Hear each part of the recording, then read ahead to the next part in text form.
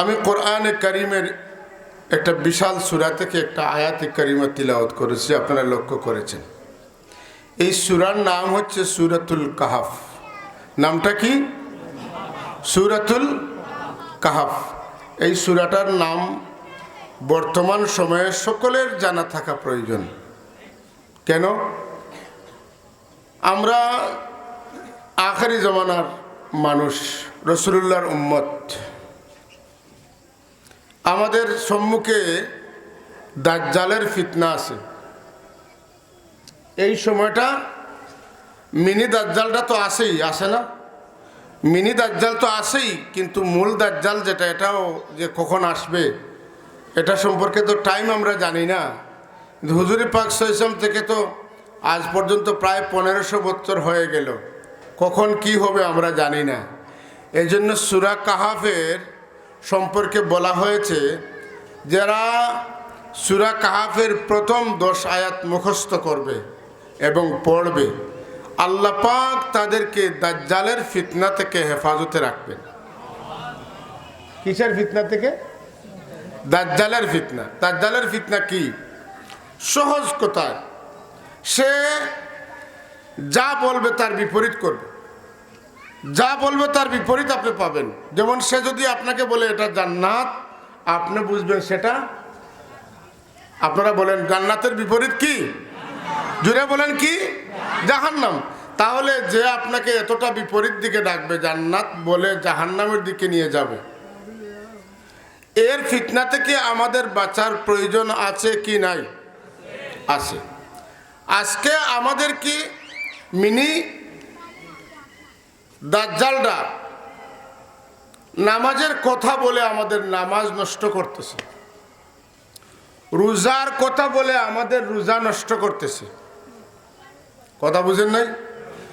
আমাদেরকে ইলম শিক্ষাদানের কথা বলে আমাদেরকে দ্বীনি ইলম থেকে সরিয়ে নিচ্ছে।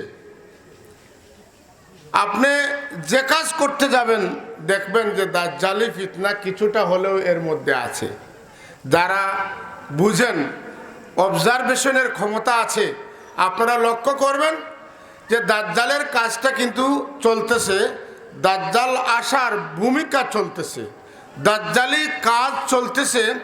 আমাদেরকে, আমরা যাতে দাজ্জালকে সহজে গ্রহণ করতে পারি, এই ধরনের পরিবেশ সৃষ্টি করার জন্য দাজ্জালের প্রেতাত্মারা আমাদেরকে এই দিকে দাবিত করার জন্য তারা কাজ শুরু করেছে।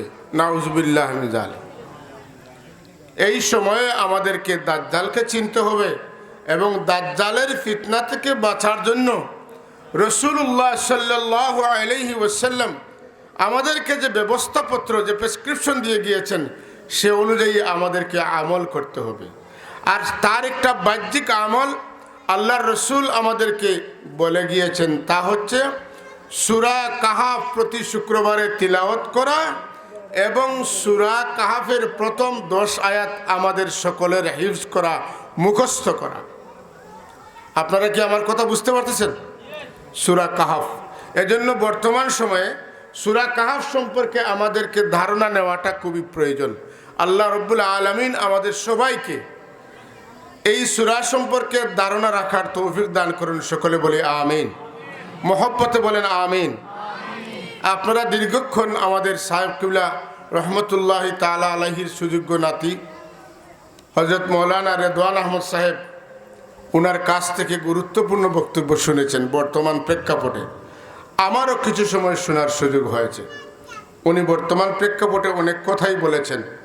আর আমরা এখন যেটা বলবো, বর্তমানে যেটা চলতেছে, এটা তো এই বাইতুল মুকদ্দাসটাকে কেন্দ্র করেই হচ্ছে। কথা বুঝেন নাই? ফেরাউন স্বপ্ন দেখেছে। কি দেখেছিল? যে মিশরের দিক থেকে, কি বাইতুল মুকদ্দাসের দিক থেকে একটা আগুন বের হয়েছে, যা তার রাজত্বকে পুড়ে ছাই করে ফেলেছে। সেই খাবের তাবির করিয়েছিল যে এমন একজন মানুষ আসবে যার কর্তৃত্ব, যার খোদাইকে তিনি বিলীন করে দিবেন। সুবহানাল্লাহ বলবেন না? সেই কাঙ্ক্ষিত মানুষ ছিলেন হযরত মুসা কালিমুল্লাহ আলাইহিস সালাতু ওয়াস সালাম। সত্যি তাকে আটকানোর জন্য, তাকে রোধ করার জন্য শয়তান ফেরাউনকে বুদ্ধি দিয়েছে, আত্মঘাতী জ্ঞান দিয়েছে। ফেরাউন লক্ষ লক্ষ মানুষ খতম করেছে, নাউজুবিল্লাহ মিন জালিক। ফেরাউন পুত্র সন্তান জন্মদানকে বাধা দিয়েছে, বাট কন্ট্রোল করেছে। এইভাবে করে বিশাল উদ্যোগ নিয়েছে সে। আপনারা বলেন যে কোনো অবস্থাতেই কি ফেরাউন মূসা আলাইহিস সালামকে আটকাতে পারছে? আমার কথা আপনারা শুনতেছেন না বোধহয়। ফেরাউন কি মূসা আলাইহিস সালামের আগমন ঠেকাতে পারছে? পারে নাই। সুতরাং ইসরায়েল, আমেরিকা, ব্রিটেন, ফ্রান্স সহ তাদের দোসররা হযরতে ঈসা আলাইহিস সালাম, হযরতে মাহদী আলাইহিস সালাম আসার পরে যা করবেন, এই পথটাকে রুদ্ধ করার জন্য, বন্ধ করার জন্য, তাদের দাজ্জাল আসার জন্য তারা যে পরিকল্পনা নিয়েছে, তারা যে প্ল্যান নিয়েছে এবং সে অনুযায়ী তারা যে কাজ করতেছে, এই কাজের মাধ্যমে কি তারা হযরতে ঈসা আলাইহিস সালাম এবং হযরতে মাহদী আলাইহিস সালামের আগমনের পথ বন্ধ করতে পারবে? পারবে না।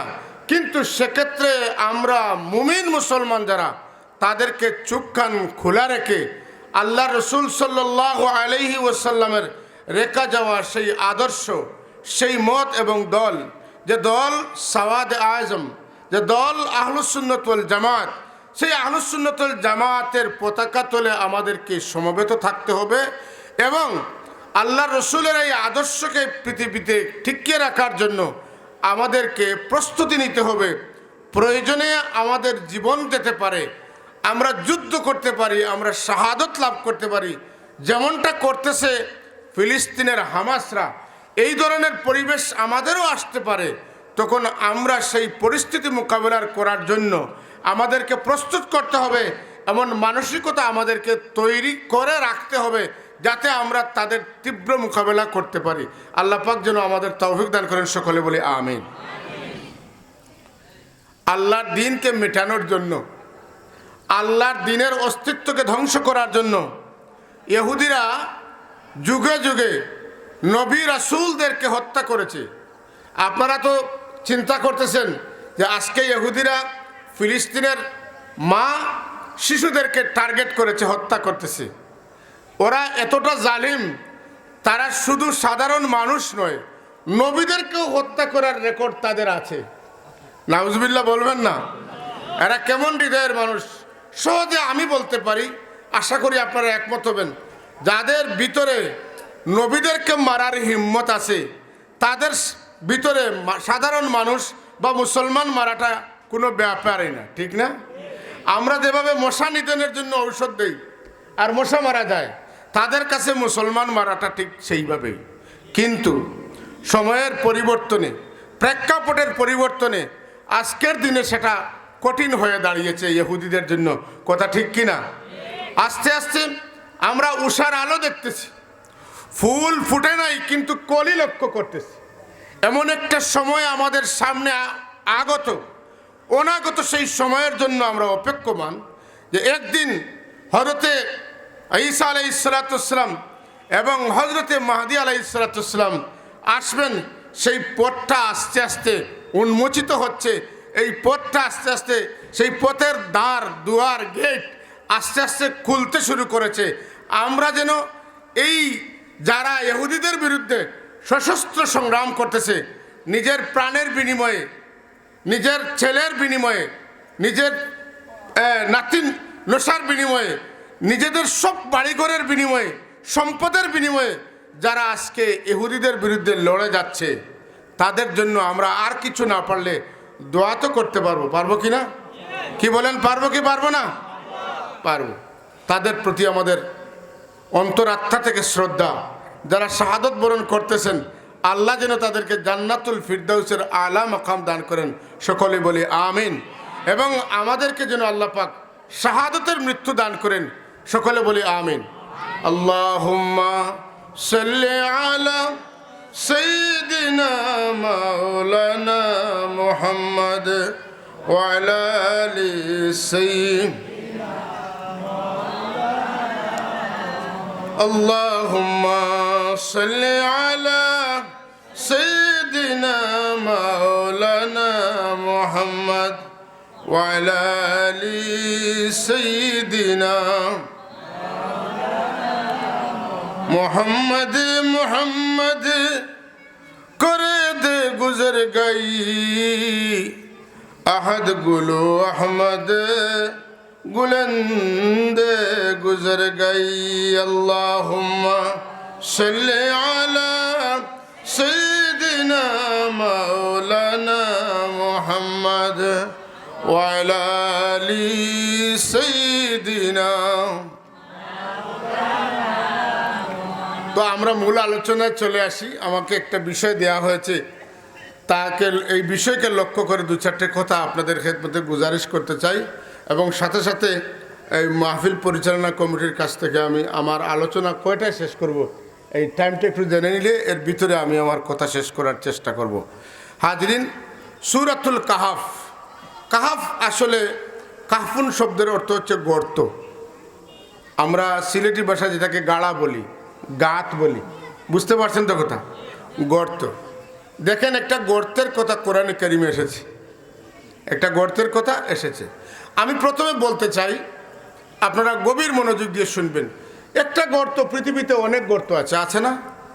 গারে হেরা আছে, গারে সুর আছে, আর এইতে আরেকটা গর্ত আছে। এই গর্তগুলা আর পৃথিবীর অসংখ্য গর্তগুলো, এগুলোর মধ্যে পার্থক্য হয়েছে কিনা? এখন আমি প্রশ্ন করি আপনাদেরকে, এই পার্থক্যটা কেন হলো? গারে হেরা, আমার নবী সাল্লাল্লাহু আলাইহি ওয়াসাল্লাম সেই গারে হেরার মধ্যে তিনি কি করেছিলেন? মুজাহাদা করেছিলেন, মুশাহাদা করেছিলেন। এখানে আল্লাহর ধ্যানে মগ্ন থাকতেন। আল্লাহ রসুলের কদম মুবারক লাগার কারণে এই গারে হেরা সারা দুনিয়ার মানুষের কাছে একটা পরিচিত গর্ত হিসাবে লাভ করেছে। কথা ঠিক কিনা? গারে সুর, সৌর পর্বতে যে গর্ত, আল্লাহ রসুল সাল্লাল্লাহু আলাইহি সাল্লাম যখন হিজরত করে মদিনা তৈবা যাবেন তখন এই গর্তের মধ্যে আশ্রয় নিয়েছিলেন। আল্লাহর হাবিব এই গর্তে আশ্রয় নিয়েছেন বলেই এই গর্তটা পৃথিবীর নামজাদা একটা গর্তে রূপান্তরিত হয়েছে। কথা ঠিক না? এই যে আসহাবে কাহাফের যে গর্তটা, সেই গর্তটাও ঠিকই একদল মানুষ যাদেরকে তৎকালীন সময়ের বাদশা, তারা নিজেকে সে খোদা দাবি করেছে। নাউজুবিল্লাহ বলবেন না? কোনো মানুষ খোদা হতে পারে? কোনো মানুষ মাবুদ হতে পারে? আল্লাহ ছাড়া কোনো মানুষকে কি মাবুদ ঠিক করা যাবে? আল্লাহ ছাড়া কোনো মানুষকে কি আল্লাহর অংশীদার সাব্যস্ত করা যাবে? কোনো ক্ষেত্রে এটা করা যাবে? এটা করা কি শিরক? এটা করা। আর শিরক কি? আল্লাহ পাক সব গুনাহ মাফ করবেন, কিন্তু শিরকের গুনাহ মাফ করবেন না। কথা ঠিক না? ইন্নাল্লাহা লা ইয়াগফিরু আন ইউশরাকা বিহি ওয়া ইয়াগফিরু মা দুনা যালিকা লিমান ইয়াশা। মুমিন সারাটা জীবন যদি গুনার কাজ করে, যদি আল্লাহর সাথে কাউকে শরীক না করে, জাহান্নামের আগুনে জ্বলতে জ্বলতে একদিন তাকে আল্লাহ জান্নাতে পৌঁছাবেন। ঠিক না? কিন্তু মুশরিক অনেক ভালো কাজ করেছে, কিন্তু সে আল্লাহর সাথে কাউকে শরীক করে নিয়েছে। আল্লাহ তাকে সব ভালো কাজের পরিবর্তে তাকে উজরত দিবেন, পারিশ্রমিক দুনিয়ায় দিবেন। কিয়ামতের দিন তার কোনো আমল নেকির পাল্লায় উঠবে না। নাউজুবিল্লাহ বলবেন না? আল্লাহ যে আমাদেরকে ইমানদার করেছেন, এই পয়েন্টে আমরা বুঝতেছি যে আল্লাহ আমাদেরকে ইমানদার করেছেন, ইমানদারের ঘরে জন্ম দিয়েছেন। এটা আমাদের জন্য সকল নিয়ামত রাজির মধ্যে শ্রেষ্ঠ নিয়ামত। কথা ঠিক কিনা?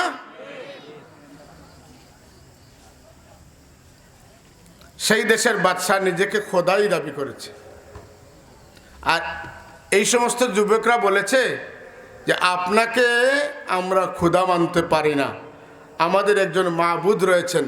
কি বলেন? আছেন কি নাই? আমাদের মাবুদ, তার পরিচয় কি? তার পরিচয়টা মাত্র 12টা হরফে আছে। পৃথিবীর সকলেই জানে তার পরিচয় 12 হরফে। কয়টা হরফে? 12টা হরফে তার পরিচয়।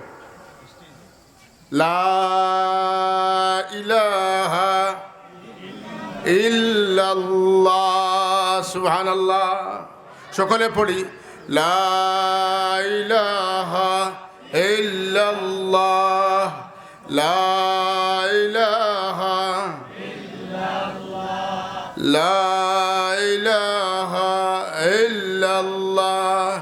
লা নেই, ইলাহা কোনো মাবুদ, ইল্লাল্লাহ আল্লাহ ছাড়া, আল্লাহ ছাড়া কোনো মাবুদ নেই, সুবহানাল্লাহ। ও কপটি, জন্মের পর থেকে সেই কথাটা আমরা শুনে আসছি। আমাদের জন্মের পরে ডান কানে আজান হয়েছে, বাম কানে কামত হয়েছে, হয় কি হয় নাই? এখনো দেওয়া হয় কি? মাঝে মধ্যে মিস যায়।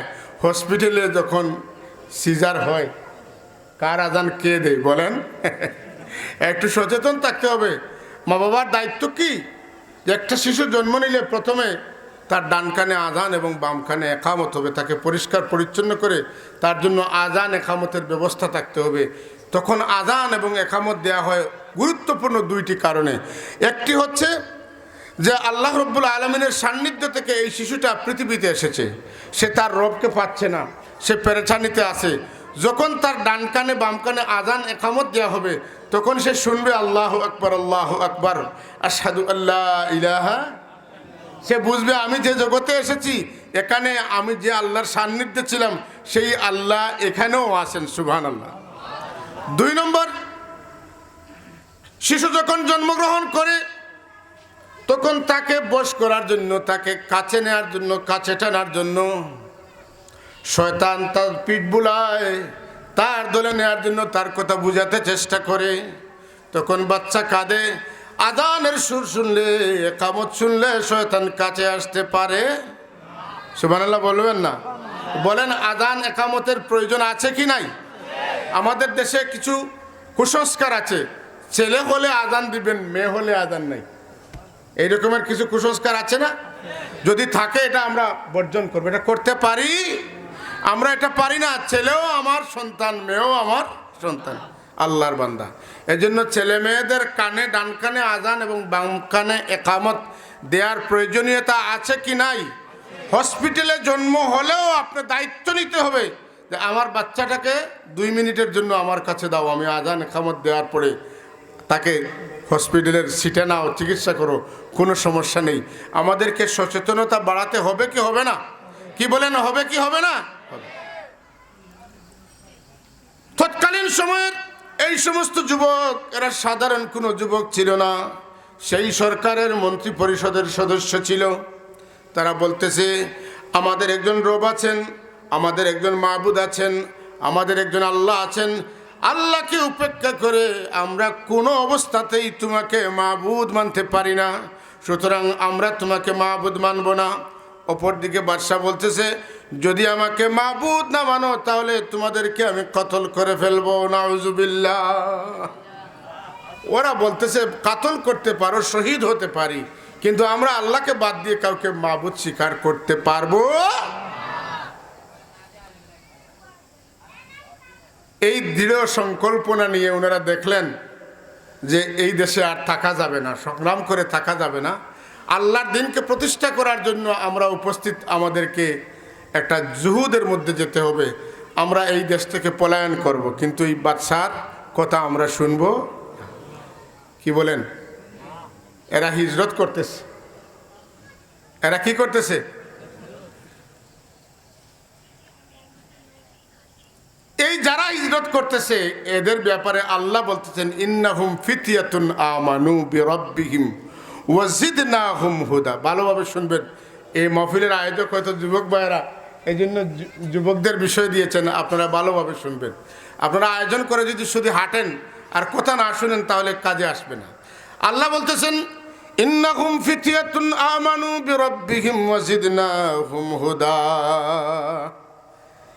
এই যারা, এরা ছিল যুবক যারা আল্লাহর উপরে ঈমান এনেছিল, আর তাদের এই ঈমানি জজবার কারণে, আল্লাহর প্রতি তাদের সুবিশাল সুদৃঢ় আস্থা থাকার কারণে এই মুজাহাদা করার কারণে আল্লাহ পাক তাদের ঈমানকে বর্ধিত করে দিয়েছেন। সুবহানাল্লাহ। ঈমান বৃদ্ধি করে দিয়েছেন। ঈমান বাড়তেও পারে, কমতেও পারে। এই বিষয়টা আসলে অত্যন্ত সূক্ষ্ম বিষয়। তার ছোট্ট একটা সমাধান আমি আপনাদেরকে দেই। ঈমান বাড়ার মানে হচ্ছে ঈমানের নূর বৃদ্ধি পাওয়া। ঈমান বাড়ার মানে ঈমানের নূর বৃদ্ধি পাওয়া। কথা বুঝেন নাই? ঈমান তো যৌগিক জিনিস নয়, ঈমান একক জিনিস। তাহলে এটা বাড়বে কেমনে আর কমবে কেমনে? যখন আপনি আমি আল্লাহর গোলামি ছেড়ে দিব, আস্তে আস্তে আমার ঈমানের শক্তি কমতে থাকবে। গুনার কাজ করব, মিথ্যা বলবো, খারাপ কাজ করব, অন্যায় কাজ করব, আল্লাহ নারাজ হন এমন কাজ করব। ধীরে ধীরে ধীরে ধীরে আমাদের ঈমান দুর্বল হয়ে যাবে। যত বেশি আল্লাহর ফরমাবরদারি করব, আল্লাহর হাবিবের সুন্নাহ মোতাবেক জীবন কাটাবো, আস্তে আস্তে আস্তে আস্তে আমার ঈমানের পাওয়ার, ঈমানের জ্যোতি, ঈমানের নূর, ঈমানের ফসল বৃদ্ধি পেতে থাকবে। তাহলে ঈমান বাড়া আর কমার অর্থ হচ্ছে ঈমানের নূর বাড়া। এজন্য আমাদের ঈমান এবং আমাদের পূর্বসূরীদের ঈমান কিন্তু বরাবর নয়। তাদের ঈমান মজবুত ছিল। আমাদের বৃদ্ধ মানুষদের ঈমান, আমাদের ছোট মানুষদের ঈমান, এর মধ্যে পার্থক্য আছে। যারা বয়স্ক বেশি তাদের ঈমান শক্তিশালী। সুবহানাল্লাহ। এই কথাটা স্বীকার করতে হবে। অনেকেই বলতে পারেন যে কথাটা মুখের কথা। না, এটা মুখের কথা নয়। আমরা যারা এখন এই বয়সে আছি, আমাদের সিনিয়র যারা ছিলেন, আমাদের চাইতে বড় যারা ছিলেন, যারা আজকেই দুনিয়ায় নেই, তারা আমাদের থেকে ভালো ছিলেন না খারাপ ছিলেন? ভালো ছিলেন। ওয়াস-সাবিকুন আস-সাবিকুন উলাইকাল মুকাররাবুন। যারা তোমাদের থেকে চলে গিয়েছে তারা আল্লাহর নৈকট্য তোমাদের আগে হাসিল করেছেন। সুবহানাল্লাহ। সুতরাং আমাদের বয়স্ক যারা, তাদেরকে আমরা কি করতে হবে? সম্মান করতে হবে। কারণ এদের আমাদের চাইতে আল্লাহ, তারা কি আমাদের চাইতে অনেকটা নিকটবর্তী। কথা বুঝেন নাই? এজন্য আল্লাহ রাসূল বলতেছেন, যে সমস্ত যুবকরা মুরব্বীদেরকে তাদের পাকা দাড়ি দেখে, তাদের বয়স দেখে সম্মান করে, ওই যুবকরা বৃদ্ধ হওয়ার আগে আল্লাহ তাবারাকা ওয়া তাআলা আর একদল যুবক সৃষ্টি করেন, যারা বৃদ্ধ হলে পরে তাদেরকে যেন তারা সম্মান দেয়। সুবহানাল্লাহ। কামা তাদিনু তুদানু। আমরা বলে থাকি, যেমন কর্ম তেমন ফল। আমরা যদি করতে পারি আমাদের অর্জন, যদি করতে পারি না তাহলে আমাদের ব্যর্থতা। আমরা কি ব্যর্থ হতে চাই নাকি আমাদের মুরব্বীদেরকে সম্মান করতে হবে? বলেন। আমাদের রাসূলুল্লাহ সাল্লাল্লাহু আলাইহি ওয়াসাল্লাম মানব জাতির মধ্যে শান্তি প্রতিষ্ঠা করার জন্য যে কয়েকটি থিম আমাদেরকে দিয়ে গিয়েছিলেন, তার মধ্যে অন্যতম একটি থিম হচ্ছে মাল্লাম ইয়ারহাম সগীরানা ওয়ালাম ইউওয়াক্কির কাবীরানা ফালাইসা মিন্না। যারা সমাজের বড়, তারা যদি ছোটদেরকে মহব্বত করে না, যারা ছোট তারা যদি বড়দেরকে শ্রদ্ধা করে না, তাহলে তারা আমার উম্মতের অন্তর্ভুক্ত হতে পারবে না। নাউজুবিল্লাহ। কে বলেছেন? রাসূলুল্লাহ বলেছেন। আজকের সমাজে যদি সিনিয়রদেরকে, বড়দেরকে, সম্মানিতদেরকে আমরা ছোটরা সম্মান না দেই, আর বড়রা যদি আমাদেরকে মহব্বত না করেন, তাহলে এই সমাজে শান্তি পুলিশ দিয়ে, ফোর্স দিয়ে প্রতিষ্ঠা করা সম্ভব হবে না। হবে না। তাহলে আমাদের কাছেই তো সব কিছু। এজন্য এই হাদিসের ইবারত প্রমাণ করে, এই হাদিসের মতন প্রমাণ করে যে বড়রা আগে ছোটদেরকে মহব্বত করবেন। মাল্লাম ইয়ারহাম সগীরানা। বড়রা ছোটদেরকে মহব্বত করবেন, ছোটরা বড়দের মহব্বত পেয়ে তাদেরকে শ্রদ্ধা করতে শিখবে। যখন এই দুটি কাজ আমাদের সমাজে থাকবে, তখন সমাজ জান্নাতি পরিবেশে সুসজ্জিত হবে। সুবহানাল্লাহ। এজন্য আমাদেরকে খেয়াল রাখতে হবে, আমরা যারা বড়, আমরা যদি ছোটদেরকে মহব্বত না করি তাহলে আমরা সম্মান পাওয়ার আশা করতে পারি না। আমাদের দায়িত্ব হচ্ছে আমরা আমাদের ছোটদেরকে কি করব? মহব্বত করব। ছোটরা আমাদের মহব্বতের কারণে আমাদের প্রতি শ্রদ্ধাশীল হবে। দেখেন, আপনি যদি একটা রাস্তা যান, ওই পথে আপনি যাচ্ছেন, অনেক ছেলে ফেলে আপনাকে সালাম দিতেছে না, তখন আমার দায়িত্ব হচ্ছে সবাইকে আমি বলবো আসসালামু আলাইকুম, ঠিক না? আমি যাওয়ার সময় তাদেরকে সালাম দিব। ঠিক আমি যখন ফিরে আসব ওই ছেলেরা কিন্তু তখন আমি আপনি তাদেরকে সালাম দেওয়ার সুযোগ পাবো না, বরং তারা আমাদেরকে দেখে সালাম দিবে। কারণ আমরা আগে মোহাব্বত করতে শিখেছি, এই জন্য তারা আমাদেরকে শ্রদ্ধা করতেছে, ঠিক না? ছোটদেরকে সালাম দিলে কি গুনাহ হবে? মোটেই না।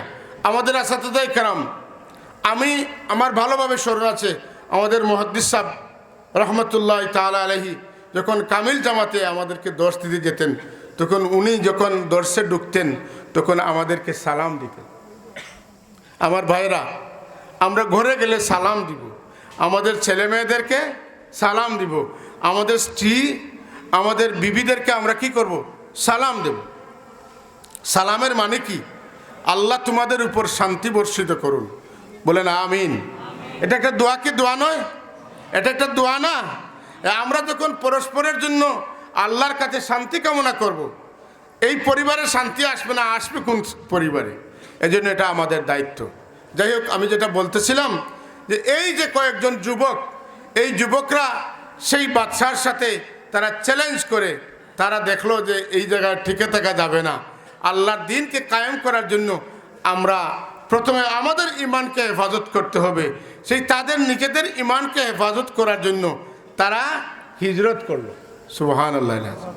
وَإِذْ اعْتَزَلْتُمُوهُمْ وَمَا يَعْبُدُونَ إِلَّا اللَّهَ, তারা বললো ওমা ইয়াবুদুনা ইল্লাল্লাহ, আমরা কিন্তু আল্লাহ ছাড়া কাউকে মাবুদ স্বীকার করতে পারি না। আলহামদুলিল্লাহ।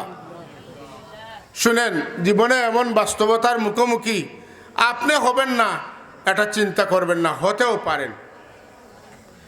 আমাদের সমাজের যে পরিস্থিতি, এই পরিস্থিতিতে আপনিও হতে পারেন এই ধরনের পরিস্থিতির মুখোমুখি। আমি এটা বাস্তব একটা ঘটনা আপনাদেরকে বলি, আমি নাম বলবো না। যে আমাদের মাঝে একজন মানুষ, উনাকে ইন্ডিয়ার পুলিশ ভাবছে যে উনি হয়তো জঙ্গি, উনাকে তাদের হাজতে নিছে এবং নিয়ে ওনার সাথে তর্ক করতেছে। এমন কোনো বিষয় নাই যে বিষয় সম্পর্কে তারা জানতে চায় নাই, সব কটা উলটপালট বলছে। এর মধ্যে একটা কথা বলবো, ঘটনা বলা উদ্দেশ্য আমার নয়।